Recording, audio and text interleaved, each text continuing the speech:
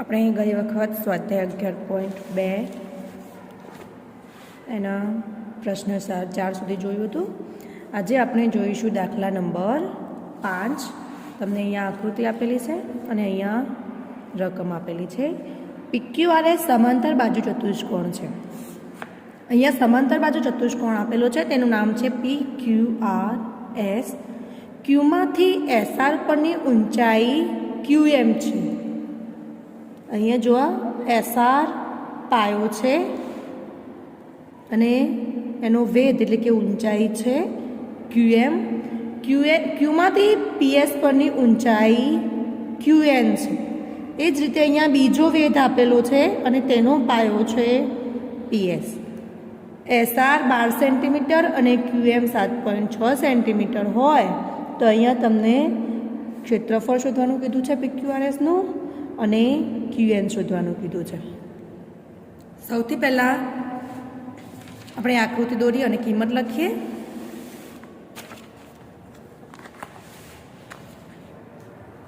જુઓ દાખલા નંબર 5.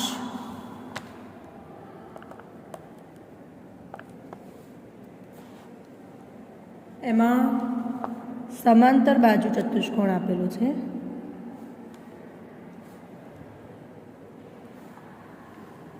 એનું નામ છે PQRS. PQRS. અહીંયા SR વેધ છે અને SR પાયો છે અને QM વેધ છે. એ જ રીતે આ જ આકૃતિમાં તમને બીજો વેધ આપેલો છે QN. તો જ્યારે QN વેધ હોય ત્યારે એનો પાયો થશે PS. હવે આપણને અહીંયા કિંમત આપેલી છે કે SR 12 સેન્ટીમીટર છે. SR આખો છે 12 સેન્ટીમીટર. QM 7.6. આ QM જે વેધ છે એ 7.6 સેન્ટીમીટર છે અને આના ઉપરથી તમારે જો PS 8 સેન્ટીમીટર હોય, P અને S આ આખો 8 સેન્ટીમીટર હોય તો QN શોધો. તમારે વેધ શોધવાનું છે, બરાબર. હવે આપણે જે શોધવાનું છે એની હું અલગથી આકૃતિ દોરી દઉં જેથી તમને સહેલાઈથી ખ્યાલ આવશે. તો જુઓ આ રીતે થશે. PQRS. હવે QN શોધવાનો છે અને આ PS છે એ 8 સેન્ટીમીટર છે. તો વેધ શોધવાનો છે. પાયો આપેલો છે. આપણને અહીંયા વાત કરી છે સમાંતર બાજુ ચતુષ્કોણ. તો આપણે સમાંતર બાજુ ચતુષ્કોણનું સૂત્ર મૂકીશું કે સમાંતર બાજુ ચતુષ્કોણનું ક્ષેત્રફળ બરાબર પાયો ગુણ્યા વેધ. હવે અહીંયા પાયો છે PS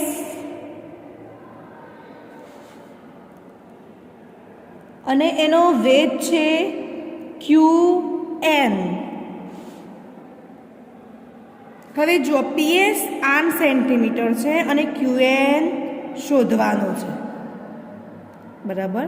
હવે QN ક્યારે મળશે? તો સૌથી પહેલાં એના માટે આપણે સમાંતર બાજુ ચતુષ્કોણનું ક્ષેત્રફળ ખબર હોવી જોઈએ.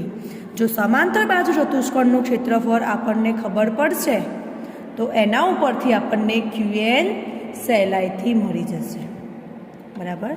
તો હવે સમાંતર બાજુ ચતુષ્કોણનું ક્ષેત્રફળ શોધવું છે તો એ કઈ રીતે મળશે? તો જુઓ તમને અહીંયા એક વધારાની માહિતી આપેલી છે. વધારાની માહિતી કઈ આપેલી છે? તો અહીંયા એક બીજો વેધ અને પાયો આપેલો છે. હું એની આકૃતિ દોરું.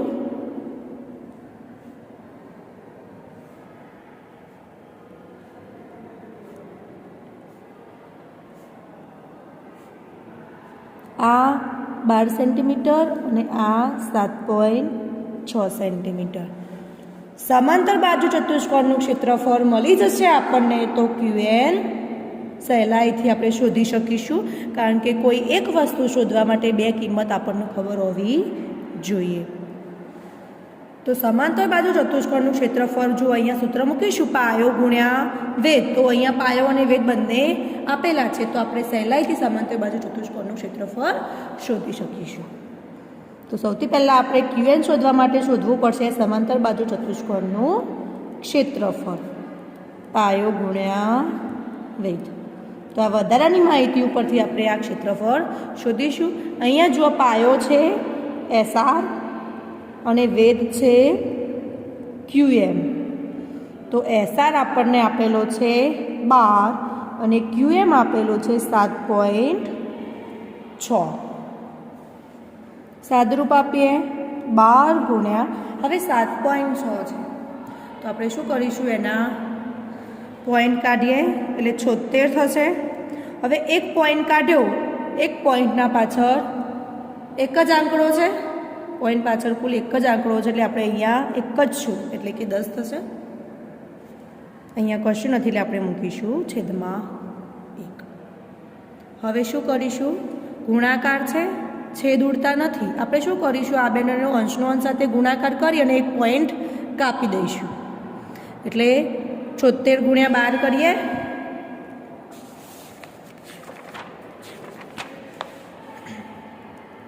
છોતેર ગુણ્યા 12 એકમના અંકની 0, 6 એકા 6, 7 એકા 7. હવે 2 નો વારો લઈએ તો 6 દુ 12 બગડો વધી 1, 7 દુ 14 અને 1 15. 0 વત્તા 2 2, 5 11 નો એકડો વધી 1, 7 ને કાંઠની 1 9, 912. તો 76 ગુણ્યા 12 મળ્યા 912, 10 એકા 10.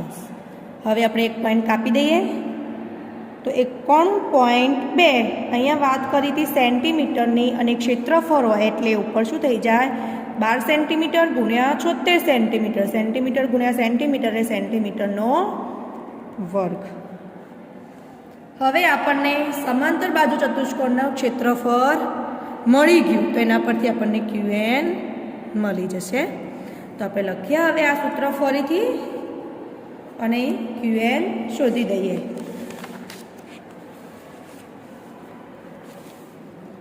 તો સમાંતર બાજુ ચતુષ્કોણનું ક્ષેત્રફળ બરાબર શું હતું, એમાં પાયો ગુણ્યા વેધ PS અને QN. પાયો ગુણ્યા વેધ, પાયો હતો PS અને વેધ હતો QN. હવે સમાંતર બાજુ ચતુષ્કોણનું ક્ષેત્રફળ આપણને હાલ મળ્યું 91.2. PS કેટલો હતો, 8 સેન્ટીમીટર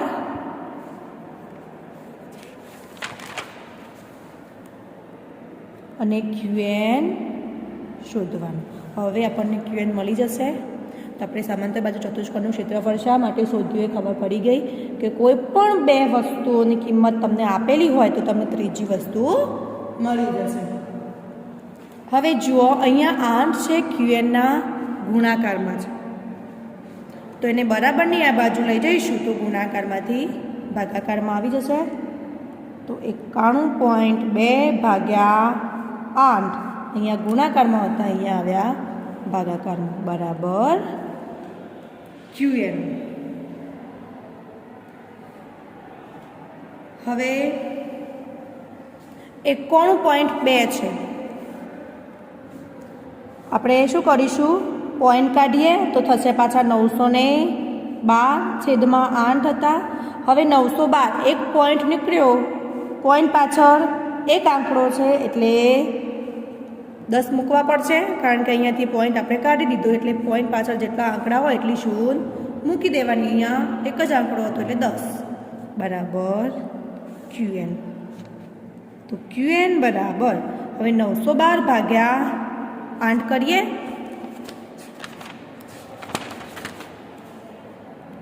તો 912 ભાગ્યા 8 સૌથી પહેલાં 9 લઈએ તો 8 એકા 8, 8 દુ 16 તો વધી જાય 9 કરતાં. 9માંથી 8 જાય તો 1 ઉપરથી ઉતાર્યો 1 કર્યો. ફરીથી 8 એકા 8, 8 દુ 16 વધી જશે તો 8 એકા 8. 11માંથી 8 જાય એટલે 3 ઉપરથી ઉતાર્યો બગડો. 8 ચોક 32 અને 32માંથી 32 જાય એટલે શું? તો આપણને મળ્યા 114 ગુણ્યા 8 એટલે 912.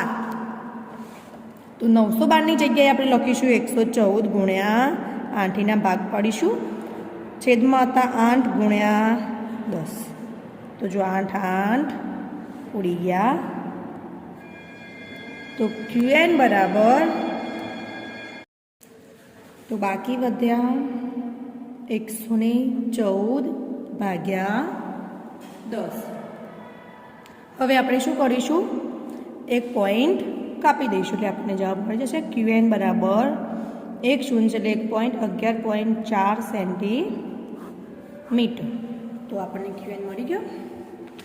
આમ કોઈ પણ બે કિંમત ખબર હોય તો આપણને ત્રીજી કિંમત મળી જાય. દાખલા નંબર 6, સમાંતર બાજુ ચતુષ્કોણ ABCD. અહીંયા આપણને સમાંતર બાજુ ચતુષ્કોણ ABCD આપેલો છે, તમે આકૃતિ જોઈ શકો છો. DL અને BM અનુક્રમે બાજુઓ AB અને AD પરની ઊંચાઈ છે. અહીંયા AB અને AD આધાર છે અને બે ઊંચાઈઓ આપેલી છે, એક છે DL, બીજી છે BM. તમને અહીંયા સમાંતર બાજુ ચતુષ્કોણનું ક્ષેત્રફળ આપી દીધું છે 1470 સેન્ટીમીટર સ્ક્વેર. AB એટલે કે આધાર આપેલો છે 35 સેન્ટીમીટર. AD આ આધાર આપેલો છે 49 સેન્ટીમીટર. તો બંનેની લંબાઈ એટલે કે ઊંચાઈ શોધવાની છે DL અને BM. સૌથી પહેલાં આકૃતિ દોરીશું એટલે વધારે ખ્યાલ આવશે.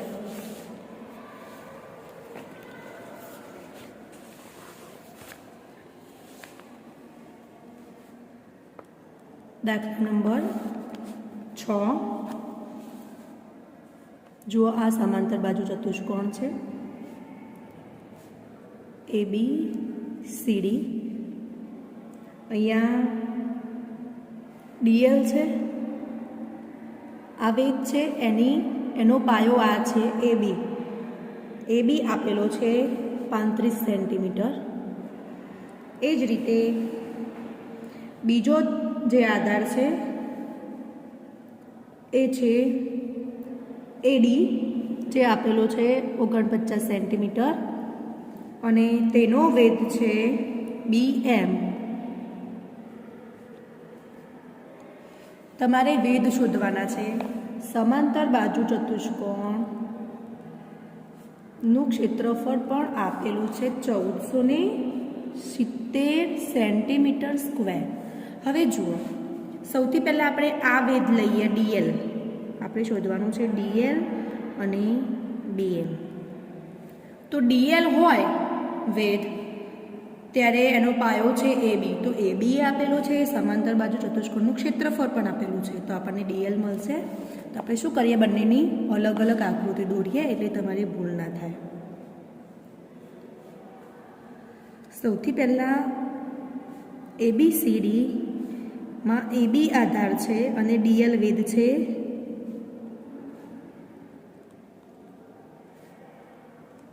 બરાબર. સૌથી પહેલાં DLની આકૃતિ દોરીએ, પછી BM વેધ હોય ત્યારે AD આધાર હોય એની આકૃતિ દોરીએ. તો આનું સૂત્ર શું થશે?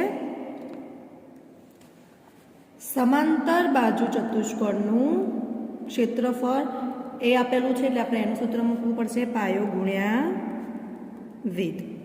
હવે સમાંતર બાજુ ચતુષ્કોણનું ક્ષેત્રફળ છે 1470. પાયો AB છે અને વેધ DL છે. કિંમતો મૂકીએ. 1470 બરાબર AB આપેલા છે 35 અને DL શોધવાનું છે. જો બેની કિંમત ખબર છે એટલે આપણને ત્રીજી મળી જશે. હવે 35 અહીંયા ગુણાકારમાં છે, આ બાજુ આવશે તો ભાગાકારમાં. બરાબર DL. તો DL બરાબર 1470 ભાગ્યા, હવે ભાગ પાડીએ 35ના, કારણ કે આપણે 35નો ઘડિયો ફાવશે નહીં. 1470 ભાગ્યા 35 કરીશું તો 35નો ઘડિયો આપણને ફાવતું નથી, તો આપણે શું કરીએ, ભાગ પાડીશું એટલે આપણને ઇઝી થઈ જશે. 5 × 35, 1470 ભાગ્યા 7 કરીએ.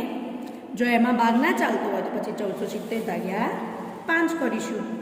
તો સૌથી પહેલાં આપણે કહીએ 1470 ભાગ્યા 7. તો જો 7 દુ 14 થશે, 14માંથી 14 જાય તો ઉપરથી ઉતાર્યો 7 રો, 7 એકા 7, 7માંથી 7 જાય તો 0. હજુ આ 0 વધી એ અહીંયા મૂકીશું અને અહીંયા મૂકીશું. 210 70 1470, 210 ગુણ્યા 7 1470 થાય બરાબર. નીચે 5 ગુણ્યા 7, ફરી 7 7 ઉડી ગયા. હવે બાકી વધ્યા 210 ભાગ્યા 5. તો આપણે હવે 210 ભાગ્યા 5 કરીએ. તો જો 5 ચોક 20, 5 5 25 તો વધી જશે. 5 ચોક 20, 21માંથી 20 જાય તો 1, ઉપરથી ઉતારી 0. 5 દુ 10, 10માંથી 10 જાય તો 0. 42 5 210. તો 210ના ભાગ લખીએ. 42 5 અને છેદમાં 5, 5 5 ઉડી ગયા. તો DL કેટલો મળ્યો આપણને? 42 સેન્ટીમીટર. હવે આવી જ રીતે આપણે શોધવાનું છે BM. તો આપણે એની આકૃતિ દોરીએ. હવે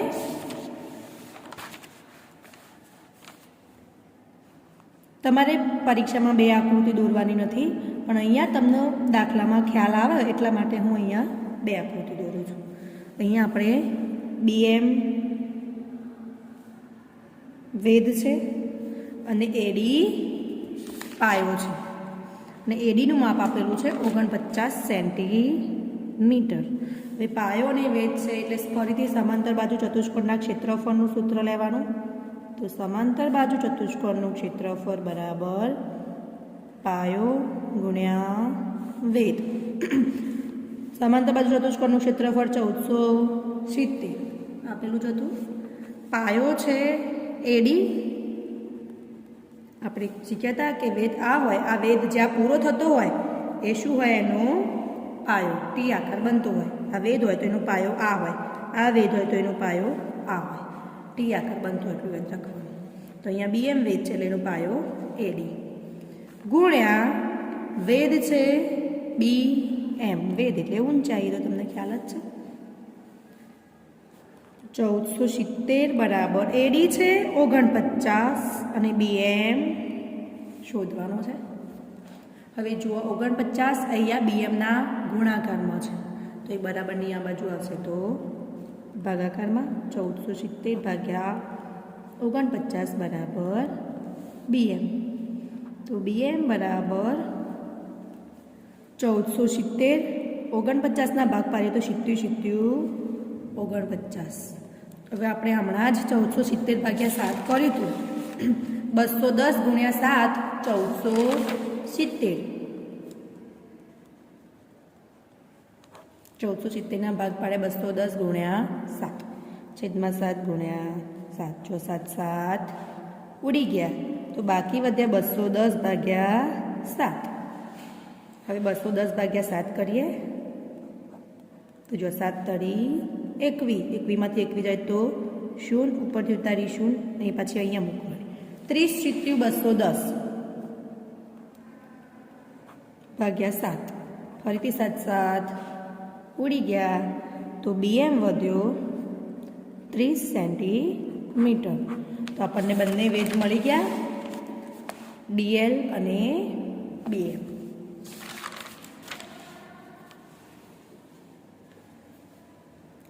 સાતમા નંબરનો દાખલો છે. ત્રિકોણ ABCમાં ખૂણો એ કાટખૂણો છે. AD BCને લંબ છે. જો AB 5 સેન્ટીમીટર, BC 13 અને AC 12 સેન્ટીમીટર હોય તો ABCનું ક્ષેત્રફળ શોધો અને ADની લંબાઈ પણ શોધો. જુઓ અહીંયા આપણને જે આકૃતિ આપેલી છે હું એ પણ દોરું. અહીંયા તમને ખૂણો એ કાટખૂણો આપેલો છે, બરાબર. સૌથી પહેલાં હું આપણને જે ચોપડીમાં આપેલી છે એ આકૃતિ દોરું.